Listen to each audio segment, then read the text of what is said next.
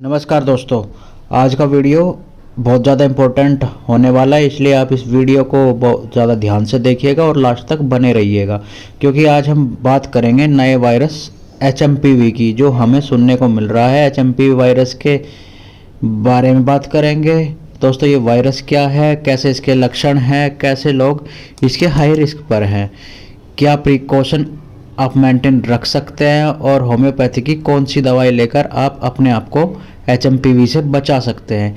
ये सारी चीज़ें आज मैं आपको इस वीडियो में बताऊंगा, और लास्ट तक देखें ताकि आपको पूरी डिटेल मिल सके, जिससे आप अपने आप को और अपनी फैमिली मेम्बर्स को इस बीमारी से बचा सके। क्योंकि अभी तक इसकी वैसे तो कोई डायरेक्ट मेडिसिन बनी ही नहीं है।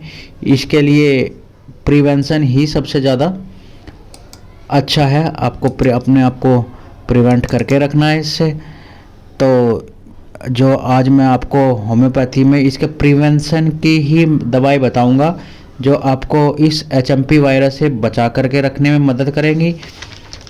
इसलिए वीडियो में लास्ट तक बने रहें। दोस्तों, HMPV जिसे ह्यूमन मेटान्यूमन वायरस बोला जाता है, एक वायरस मतलब कि एक वायरल इन्फेक्शन है, जो संभवतः आपको एक फ्लू जैसे सिम्टम्स देता है। जैसे आपको नॉर्मल फ्लू होता है, इस तरह के ही लक्षण आपको देखने को मिल सकते हैं। ये कोई नया वायरस तो है नहीं, ये लगभग क्या है कि 200 से 300 साल पुराना वायरस है। लेकिन ये आमतौर पर क्या होता था कि पहले पक्षियों को प्रभावित करता था, पक्षियों में देखने को मिलता था, और मनुष्यों में ये इन्फेक्शन 2001 से देखा जा रहा है। लेकिन ऐसा देखा जाता था कि जो बच्चों में इन्फेक्शन होता था, वे बच्चे क्या होते थे, 10 साल से कम उम्र के होते थे, जिनकी इम्यूनिटी ठीक नहीं होती थी, वो इसकी चपेट में आते थे। लेकिन अब ये वायरस बहुत ज़्यादा क्या होता कि म्यूटेड हो रहा है, मतलब अपडेट होता जा रहा है। ये अपने अंदर लगातार चेंज कर रहा है, कहे तो अपना नेचर चेंज कर रहा है। जैसे कि कोविड आया था, कोविड फर्स्ट वेव इतनी घातक नहीं थी, लेकिन फिर वो म्यूटेड होता चला गया, और उसके वो जो वर्जन थे वो घातक होते चले गए। अपने अंदर जो था चेंज ला के वो और घातक हो गए थे। ये भी इसी तरह अपने अंदर चेंज लेकर के आ रहे हैं, अपने आप को बहुत ज़्यादा म्यूटेड करना इसने शुरू कर दिया है। अपने अंदर चेंज ला के ये स्ट्रॉन्ग फॉर्म में ला के अपने अंदर संक्रमण को क्या कर रहा है, ये क्रिएट कर रहा है।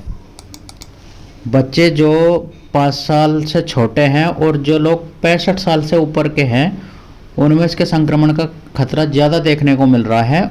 और इसके अलावा वो लोग जिनकी इम्यूनिटी काफ़ी कमज़ोर है, जो या तो डायबिटिक है या काफ़ी लंबे समय से बीमार हैं, लंबा टाइम हो गया उन्हें बीमार हैं वो, या फिर अस्थमा के पेशेंट है, डायबिटिक पेशेंट है, COPD की समस्या है जिन्हें, अगर इस तरह के पेशेंट हैं, उनके अंदर ये तेज़ी से संक्रमण फैल रहा है, उनको ये सबसे ज़्यादा इफ़ेक्ट करता है। और ये क्या करता है, ये सीवियरिटी कोज कर देता है। प्रेजेंट टाइम में देखा जाए तो इंडिया में 5 केस तो देखने को मिल गए हैं, जिनमें से 2 तो बेंगलुरु में है, 2 चेन्नई में, और 1 केस अहमदाबाद में मिला है। और ज़्यादातर केस बच्चों में ही देखने को मिले हैं। ये बच्चे जो हैं 2 से 8 महीने के हैं, लेकिन अब ये संक्रमण बड़ों में भी देखने को मिल रहा है। अब बात करते हैं इसके लक्षणों की, बात कर लेते हैं। कैसे लक्षण देखने को मिलेंगे, जिससे आपको सतर्क रहने की आवश्यकता है। हो सकता है आपको HMPV का इन्फेक्शन हो रहा हो। इससे पहले जो नॉर्मल फ्लू में सिम्टम्स दिखते हैं वो ही दिखेंगे। नॉर्मली तो इसमें क्या होता है कि जो नॉर्मल सिम्टम्स होते हैं वो ही दिखेंगे। नॉर्मल सिम्टम्स जैसे होता है कि बलगम होता है, खांसी, जुखाम, सर में दर्द, बदन में दर्द या गले में खराश, या फिर सांस फूल रही है, आपके शरीर में हल्के हल्के रेसेस टाइप देखने को मिलेंगे। ये अन्य फ्लू से आपको थोड़ा क्या होता है कि सेग्रीगेट करता है, थोड़ा लंबे समय तक ये शरीर में ये जो खांसी जुखाम जो मैंने सिम्टम्स बताई, ये क्या होती है कि लंबे टाइम तक बनी रहती।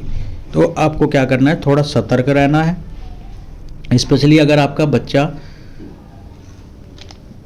जो 5 साल से छोटे हैं या फिर बुजुर्ग, उनमें ज़्यादा दिखाई दे रहा है, इसलिए उनको ज़्यादा सेफ रखने की आवश्यकता है। या जो COPD से ग्रसित है, अस्थमा के पेशेंट हैं, उनमें दिखाई दे रहा है या हो, तो आपको क्या करना है, इमीडिएट ही इस पर एक्शन लेने की ज़रूरत है। ये इन्फेक्शन क्या करेगा, अब उनके फेफड़ों को ज़्यादा मतलब कि कॉम्प्लिकेशन पैदा कर देता है। इससे क्या होता है कि इसके कॉम्प्लिकेशन क्या आ सकते हैं, जैसे कि निमोनिया के लक्षण दिखाई दे सकते हैं। अस्थमा है तो अस्थमा क्या हो सकता है, और क्रिटिकल हो सकता है। COPD है, उसकी कंडीशन भी और क्रिटिकल हो सकती है। सीवियर ब्रोंकाइटिस की प्रॉब्लम हो सकती है। और इसके साथ साथ आपको क्या होता है कि बहुत ज़्यादा चोकिंग देखी जा सकती है, तो आपका ऑक्सीजन भी डिप कर सकता है। अगर आपको इस तरह के लक्षण आ रहे हैं तो आपको तुरंत हॉस्पिटल विजिट करने की आवश्यकता है, ताकि आप इसको प्रिवेंट कर सके। अपना ऑक्सीजन लेवल जो है ज़रूर चेक करते रहे टाइम टाइम पर, ताकि इससे आपको पता चल सके कि आपके शरीर को कितना ज़्यादा नुकसान हुआ है या कितना नुकसान पहुंच रहा है। ये तो थे लक्षण। अब आपको मैं दवाई बताऊंगा, वो दवाई आपको एज ए प्रिवेंटिव लेनी है, जिससे कि आप क्या अपने आप को अपने बच्चों को मतलब अपनी पूरी फैमिली को बचा सको। सबसे इम्पोर्टेंट जो है आपको इम्पोर्टेंट देखो यही होता है, कोविड के टाइम में भी यही था, अभी भी यही है कि पैनिक नहीं होना है। लोग क्या होता है कि पैनिक हो जाते हैं, जिससे ये क्या होता है कि इतने पैनिक हो जाते हैं कि अंदर ही अंदर आपकी जो इम्यूनिटी है और वीक होने लगती है। तो पैनिक होने की ज़रूरत नहीं है। मास्क पहन कर रखे, पब्लिक प्लेस में जाए तो मास्क का यूज करें, लापरवाही ना करें।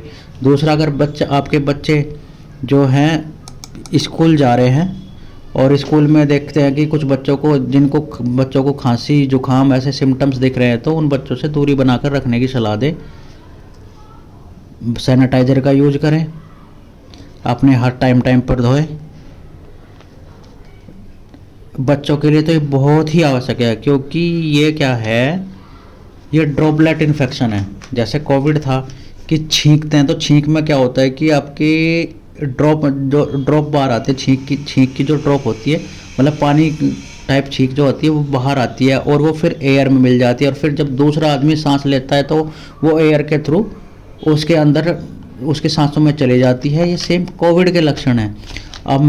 ये तो थे लक्षण। अब मैं जो मेडिसिन बता रहा हूँ, आप सभी को क्या करना है, डिस्ट्रीब्यूट करनी है। ऐसी कोई दवाई नहीं बता रहा हूँ कि सेपरेट ये कि हाँ भाई HMPV के लिए कोई मेडिसिन बन गई है, ऐसी कोई बात नहीं है। HMPV की कोई मेडिसिन अभी आई नहीं है, या फिर HMPV को क्योर करने की कोई मेडिसिन है। ये आपको एज ए प्रिवेंटिव लेनी है, मतलब कि अपने आप को अगर पहले से ही आप प्रिवेंट कर सकोगे तो आपकी क्या होगा, इससे आपकी इम्यूनिटी स्ट्रांग हो जाएगी।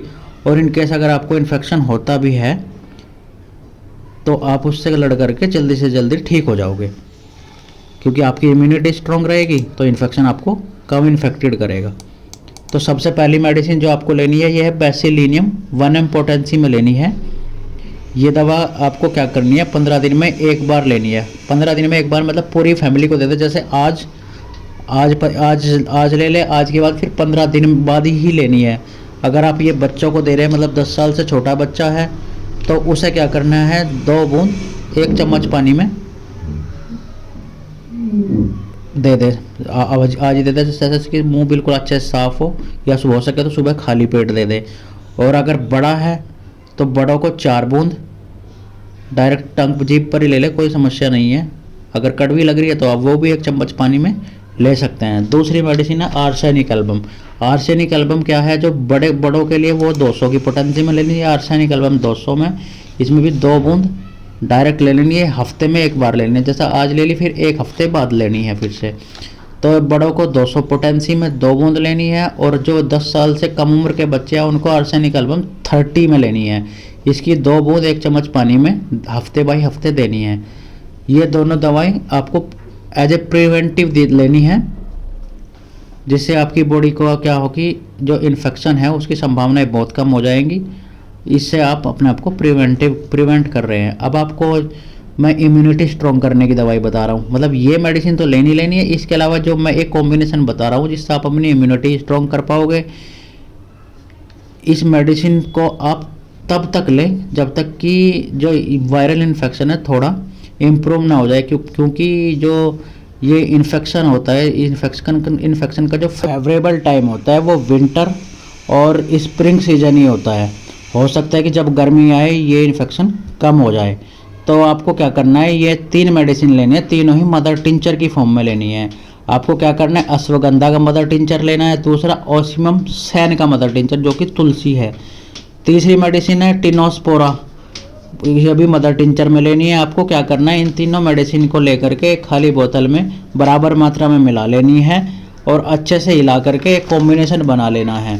फिर आपको क्या करना है, अगर बड़े ले रहे हैं तो बड़ों को 30 बूंद आधे कप पानी में दिन में 3 बार लेनी है, सुबह दोपहर शाम।